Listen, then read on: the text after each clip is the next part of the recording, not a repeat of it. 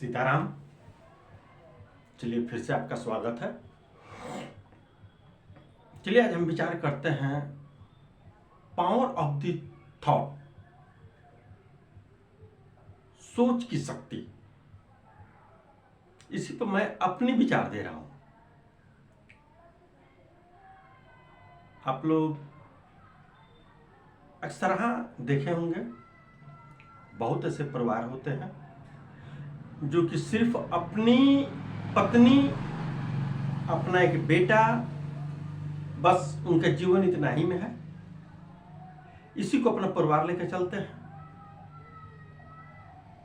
उनसे कुछ अधिक सोचने वाले लोग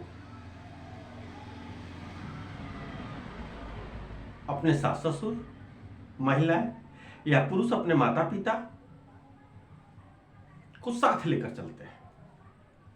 उससे थोड़ा अधिक सोचने वाले लोग, उनके जो लेवल होता है सोच का अधिक होता है, वे अपने भाई, पड़ोसी, पर्दार को लेकर चलते हैं। और अब सवाल यह होता है कि मेरा सोच कहां तक है। तो मेरे संप्रदाय में हम सनातनी हैं और सनातन के अंदर जितने भी हैं प्राणी, सब हमारे परिवार है और सब हम उनके हैं, सभी हमारे हैं। मेरा सोच ये लेवल है या मेरे संप्रदाय का इस लेवल का सोच है।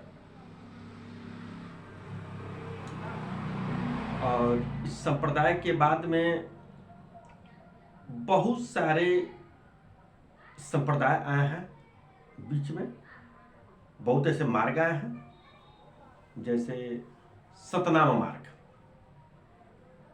आनंद मार्ग, ओम शांति, इस प्रकार के बहुत सारे हैं। लेकिन जहां तक इतिहास उठाकर देखा जाए तो जिसमें आज हिंदी है, भोजपुरी है, कल संस्कृत था, परसों पाली था, उसके पहले क्या था, एक ऐसा भी तो समय होगा जिसमें कोई भाषा ही नहीं होगा। भाषा पहले नहीं ना बना है, पहले मानव बना है। मानव से पहले भी तो कुछ यहाँ होगा। लेकिन जो रियल है, जो फैक्ट है, जो सत्य है, उसी के आधार पर ये हमारा संप्रदाय है। और इसको जानने के लिए हमारे ऋषि मुनि कोई यूनिवर्सिटी नहीं न गए थे। आज एग्जाम्पल शंकराचार्य को ही ले लेते हैं। वे तो बचपन में बहुत पढ़ाई पढ़ ली। कहा जाता है कि वे 6-7 वर्ष की उम्र में जब भ्रमण में भिक्षाटन में जब निकले, तो भिक्षाटन के दरमियान जिस दरवाजे पर गए, उस दरवाजे पर एकमात्र आंवला का फल मिला। और जो माता घर से निकली और बोली कि बाबा अब इसके अलावा मेरे पास कुछ नहीं है,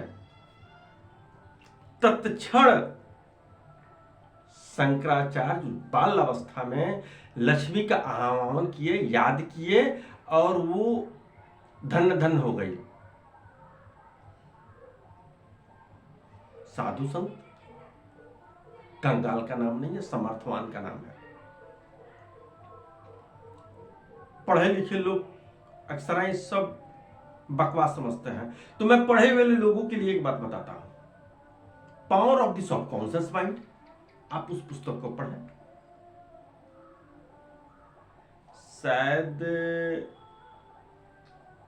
ऑस्ट्रेलिया या ऐसा ही किसी देश का एक राइटर का लिखा हुआ किताब है। ये पुस्तक सिर्फ मन पर है। ये जो पुस्तक है सिर्फ मन में है, और मुख्य रूप से मन को 2 भागों में बांट दिया गया है, चेतन मन और अचेतन मन, कॉन्शियस माइंड और सब कॉन्शियस माइंड।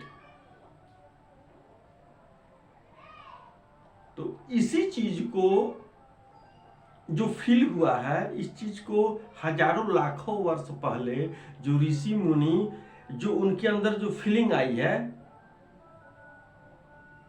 उस फीलिंग को उन्होंने अपने भाषा में अनुभव किया है और अनुभव शेयर किया है।